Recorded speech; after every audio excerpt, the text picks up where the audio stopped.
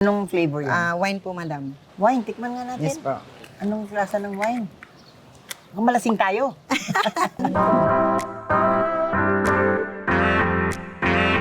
Hello, welcome to my vlog. Vlog ni Manay Gina de Venecia. Oh, may pa-vlog pa tayo ha.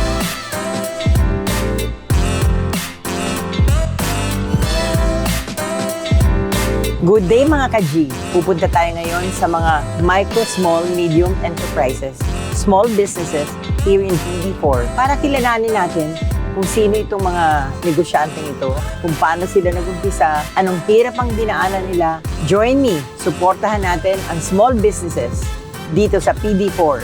G na ba kayo?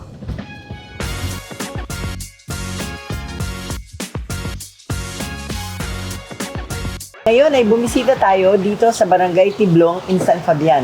Andito kasama natin si Cap Joe Hugilon at si Marivic. Andito tayo sa negosyo nilang itinayo, asin na iba-ibang klaseng flavor.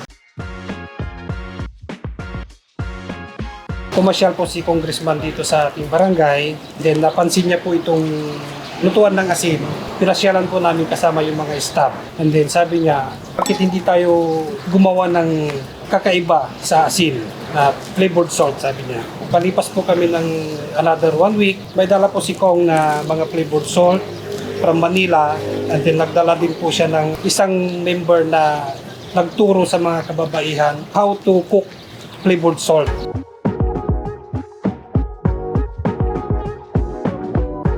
Ang market ninyo, Pangasinan, Manila. Manila, mayroon na din po. Kanong benta niyo sa isa? Ito po, ma'am, is 135. Anong flavor yan? Wine po, madam. Wine, tikman nga natin. Yes po. Anong klasa ng wine? Baka malasing tayo. Masamsamit.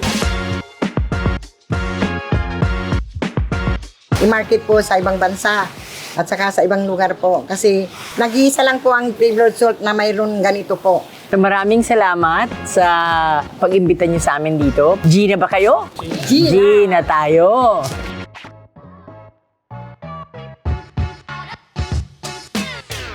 Hello, hello. Congratulations, ha? Thank you po. Ito si Marivic Ferrer. She owns this peanut brittle factory.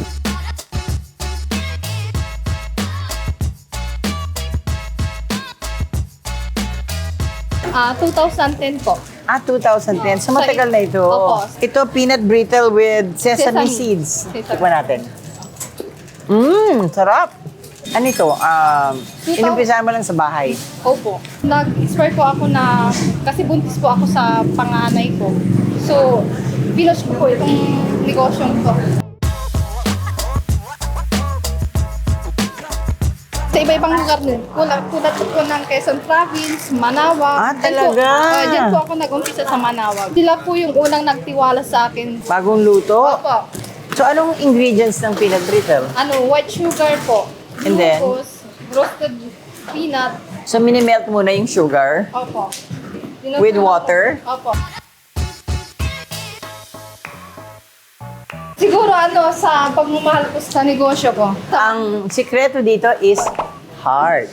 Opo. Yan ang sikreto ng negosyo ni Marivic Ferrer. I'm so proud of you, yung mga kababayan natin dito sa District 4. Naglakas ng loob magnegosyo and now they're very successful. Lalo pang makilala yung product namin para makatulong pa ako sa ibang So yun ang talagang pangarap mo, makatulong ka Oo, makatulong sa mga ako. kababayan natin Opo. dito sa Mangandan. para magkaroon sila ng trabaho. Thank you, Marivic. Thank you rin po. Let's keep on supporting all the small and medium businesses. Heart, heart, heart!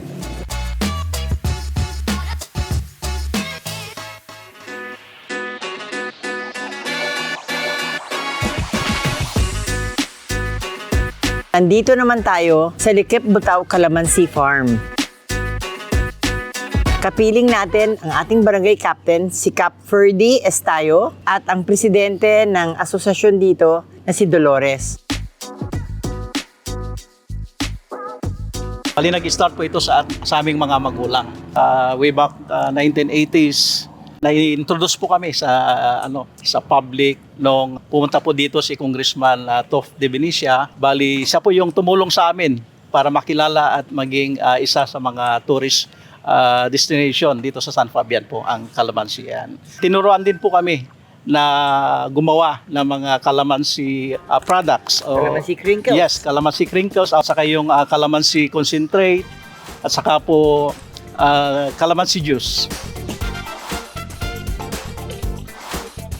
Excited kami dahil at least kahit papaano magkakaroon kami ng pagkakakitaan at natatakot din po kami baka walang order, hindi kami magkakapera. Ganun lang po yung ano na. Made to order pa lang po kami, madam. Plano namin na mag-supply sa mga food establishment. Maybe pwede na rin mag-branch out ito. Lakasan lang ang loob, Dolores at Cap.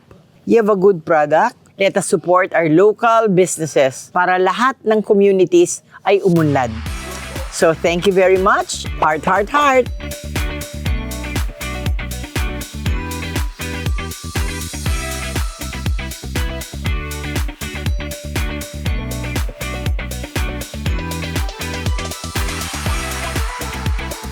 Hello mga ka-G! Nakauwi na ako. Ang dami kong bit-bit. Ito yung flavored salt from Tiblong, San Fabian. Ito yung peanut brittle from Maribig's Peanut Brittle from Barangay David in Mangaldan. Ito yung calamansi crinkles from Barangay Likip Butao in San Fabian. And meron din silang concentrated calamansi juice na ubod ng sarap. Papasok na ako, kakainin ko na lahat ng binili ko dito sa PD for all the small and medium businesses. Bye! See you later! Huwag niyong kalimutan mag-like and subscribe. And tell me your comments kung gusto niyo ano pang ikwento ko next time. Thank you!